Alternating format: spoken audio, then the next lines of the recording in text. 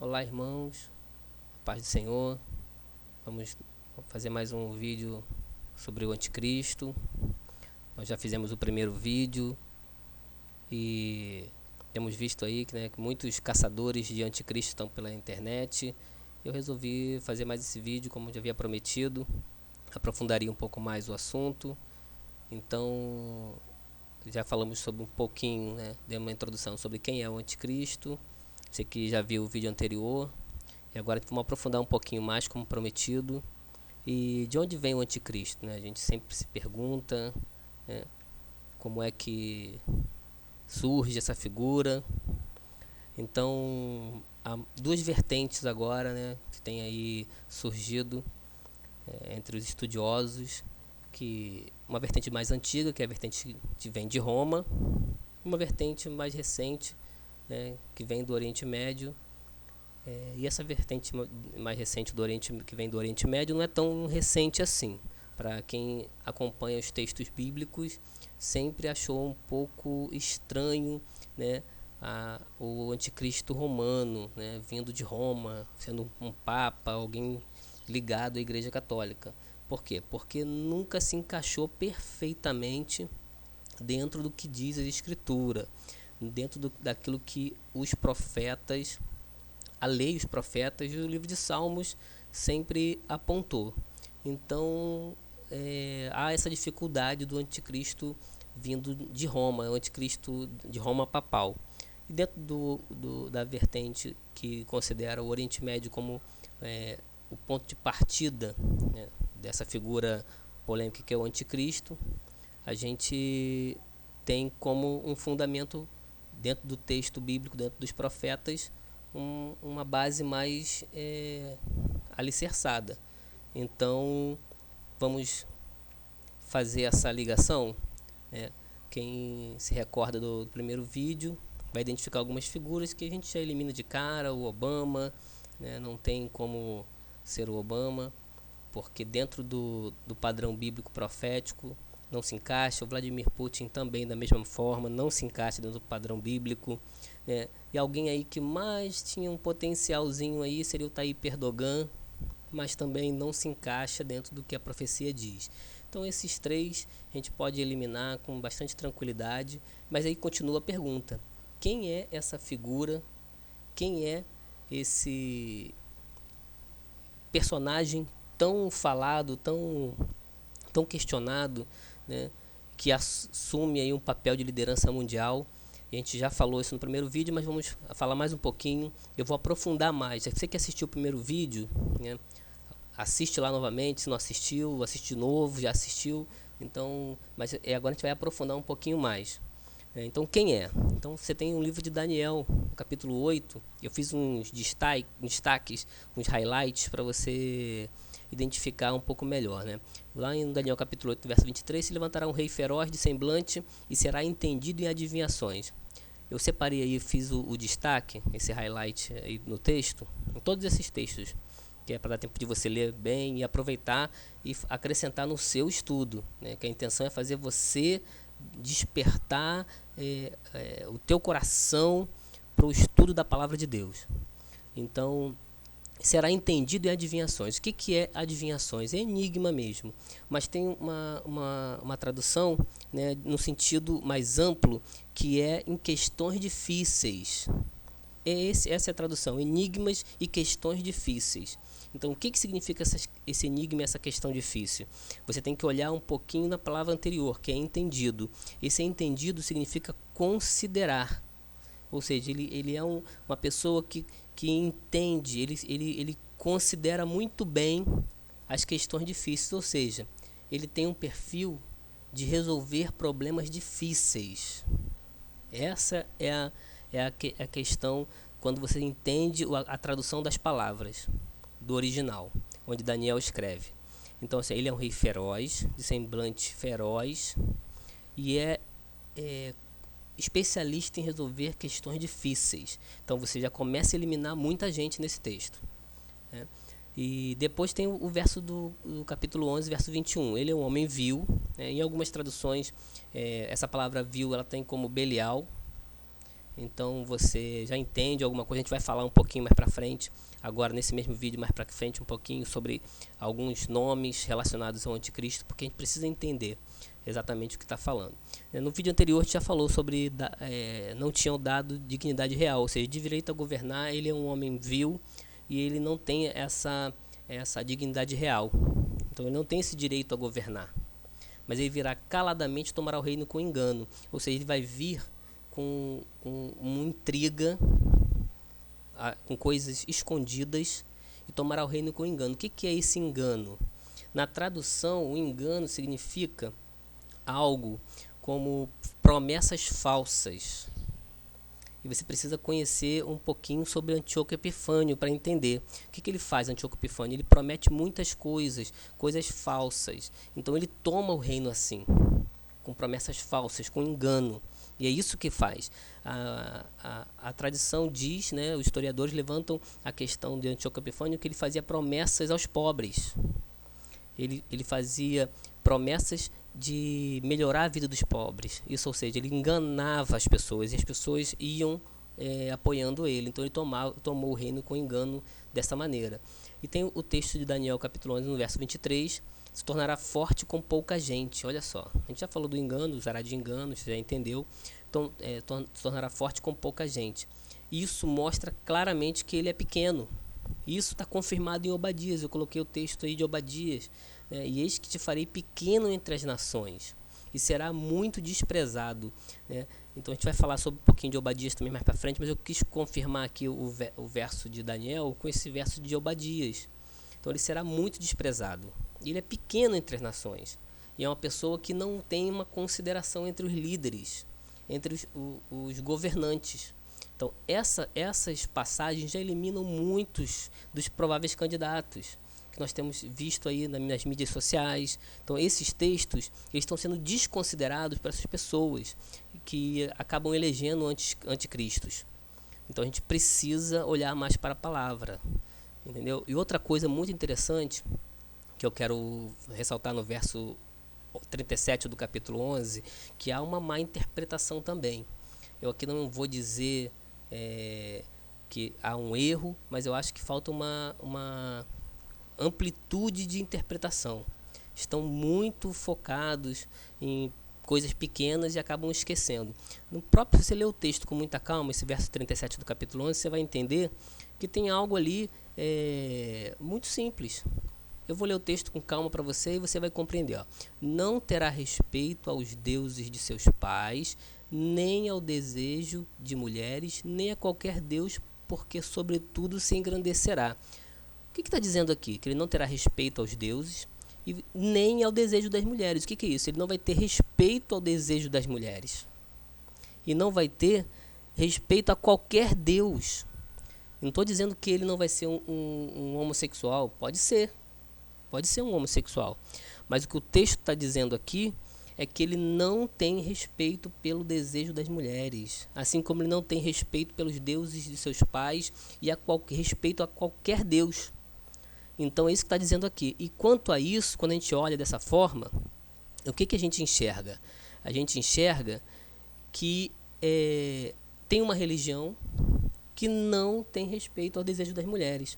Eu queria falar com você rapidamente, não dá para falar muita coisa, tem que ser rápido, o vídeo fica muito longo, sobre uma lei chamada Sharia. Essa lei Sharia, ela é uma lei que oprime as mulheres, ela não respeita nada das mulheres, desejo algum das mulheres.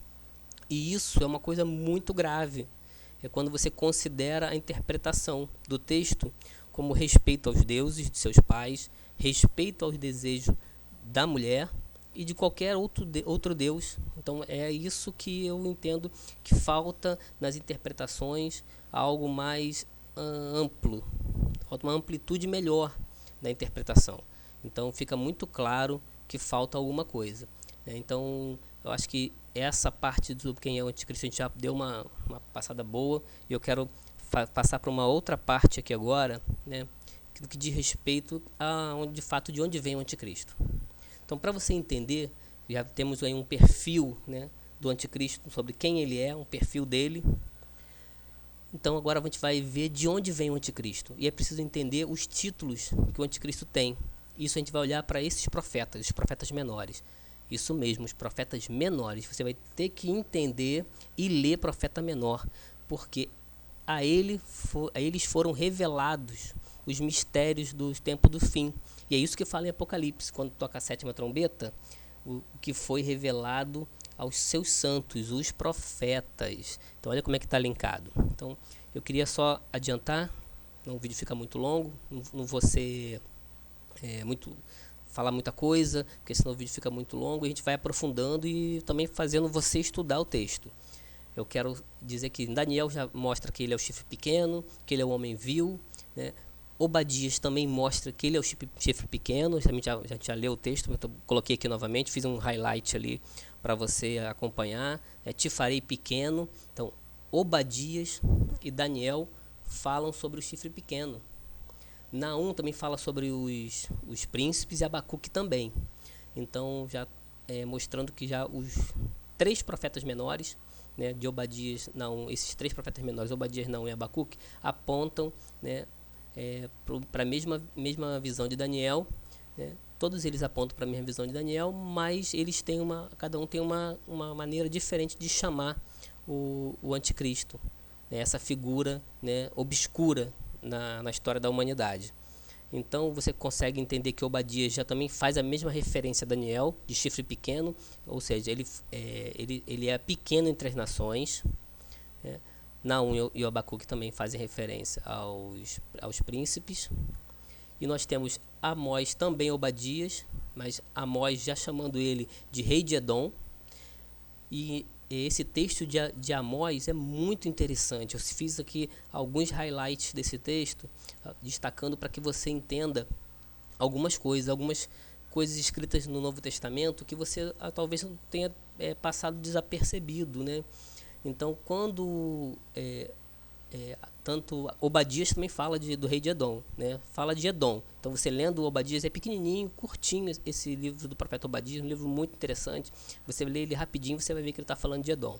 Mas Amós, ele fala sobre uma cidade que é Queriote. E antes de falar de Queriote, olha só como é que o Amós retrata a destruição do anticristo, com grande estrondo, com alarido e som de trombeta. Será que você já reconheceu alguma coisa aí em algum livro do Novo Testamento, de Apocalipse, algum texto de Apocalipse? É claro que você tem uma referência aí. Então, quando a gente lê o Apocalipse, se você não entender os profetas menores, você não vai conseguir ter uma visão completa. Então, tem que entender os profetas menores. Mas falando de Queriote, nós conhecemos alguém com o espírito do anticristo que viveu diretamente com Cristo. E ele era dessa cidade. Você sabe quem é? Ele era um dos 12. Judas Iscariote. O que quer dizer Iscariote? É a junção de 2 palavras. Ish, que é homem, e Queriote, que é a cidade de Queriote. Então nós temos Judas, o homem de Queriote, aquele que traiu o mestre. Então você já tem aí algo apontando uma região, que é a região nessa localidade. Então você já tem aí uma referência no profeta Obadias e profeta Amós. Agora olha só que interessante. Rei da Síria, nós temos Miqueias, Sofonias e Naum apontando para a Síria. Olha só. Quem já assistiu aos vídeos do estudo sobre Daniel, sabe, vai entender o que quer dizer a terra de Nimrod ali no Miqueias capítulo 5. Ele aponta para a Síria, terra de Nimrod, né, que é aonde aconteceram as primeiras, nos primeiros locais onde foram apontados reivindicações do anticristo, do espírito do anticristo.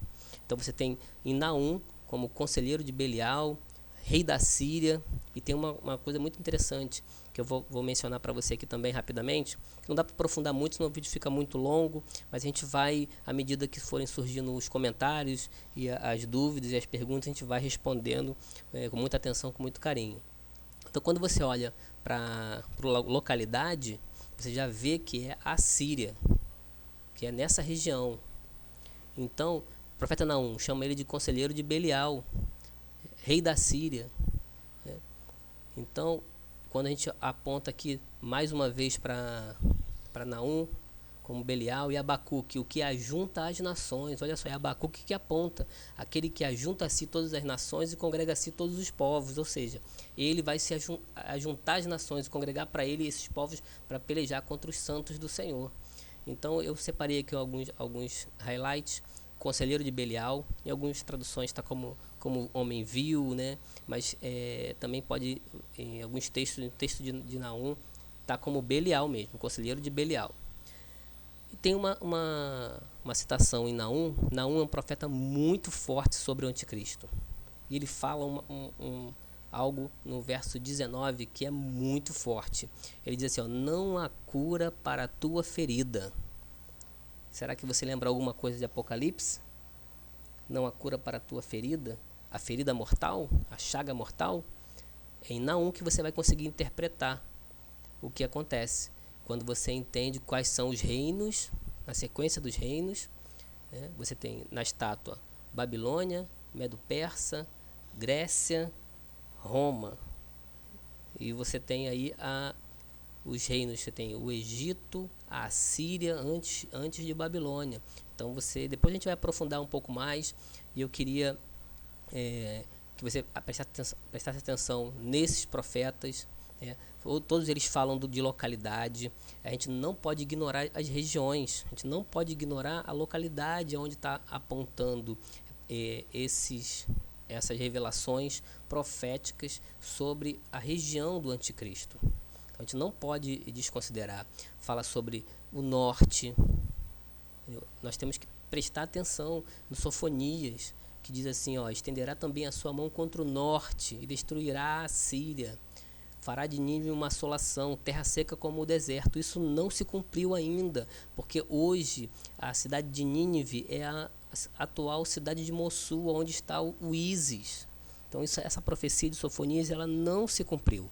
Então, sobre isso que a gente precisa prestar atenção no texto bíblico. Então, essas são referências, deixei essa marcação, essas setas apontando para mostrar que as referências se cruzam entre os profetas menores. Existem outros profetas que falam. O livro de Naum é muito forte, é um livro muito interessante para ser estudado, e é uma possibilidade de fazer um estudo sobre o livro de Naum. Então, se você aí está acrescentando ao seu estudo, faz essa anotação, faz esse estudo, faz esse apontamento e aumente aí o seu estudo. Eu quero que você faça essa análise juntamente comigo e mande sua pergunta, mande seu comentário. Não esqueça de se inscrever no canal, acompanhe os estudos e fazendo seu comentário, sua pergunta, com muita atenção, com muito carinho eu vou responder e colocar para você da melhor maneira possível para te esclarecer qualquer dúvida e qualquer pergunta que você faça. Não se esqueça, curta os vídeos, não se esqueça de curtir os vídeos e se inscreva no nosso canal. Obrigado e um abraço.